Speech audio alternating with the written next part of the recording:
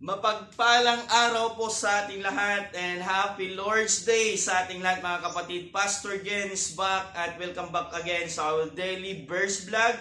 Ang ating pag-usapan ngayon ay sa Santiago chapter 4 verse 4. Sabi niya dito, mga taksil, hindi ba ninyo alam na kapag nakipagkaibigan kayo sa sanglibutan ay kinakaaway naman ninyo ang Diyos? Ang sino man nagnanais na maging kaibigan ng sanlibutan ay nagiging kaaway ng Diyos. So, ibig sabihin yung word activities. So, yung pag-iinom, pagsusugal, paninigarilyo, pagbibip, lahat ng mga gawain ng mga sanlibutan, pagnanakaw, pakikiapid, lahat ng gawain ng sanlibutan, yung pagsumbat mo sa mga magulang, lahat, yung nagtanong sa akin about sa concert, Pastor, pwede ba tayo manood ng concert?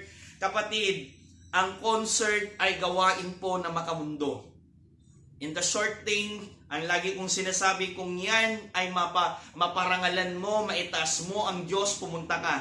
Pero kung pumunta ka doon at dinadown mo ang Diyos, makamundong gawain yun. 1 Corinthians chapter 10 verse 31, lahat nawang ginagawa natin, mapapurihan natin ang Diyos. Kung sabi niya dito, kapag nakikipagkaibigan ka sa mundo, gumagawa ka ng makamundo, ang kaaway mo hindi ako. Ang kaaway hindi yung tatay mo, hindi yung kapitbahay mo, hindi yung ka-churchmate mo. Ang kaaway mo mismo sa pakikipagkaibigan mo sa mundo ay ang Diyos. Kaya kapatid, mamili ka, ang mundo ba o ang Diyos na nagpapahiram, nagbibigay ng kalakasan, nagpapahiram ng hininga mo. So yun lang po mga kapatid, dalawang klase lang. Makipagkaibigan ka ng mundo or ang kaibiganin mo ang Diyos na nagpapahiram ng mga hininga natin at kaya niyang ibigay ang mga pangarap natin. So yun lang po, ikaw na po ang mamili. At kung namimili ka, nawa po being wise and pray always sa mga action po natin.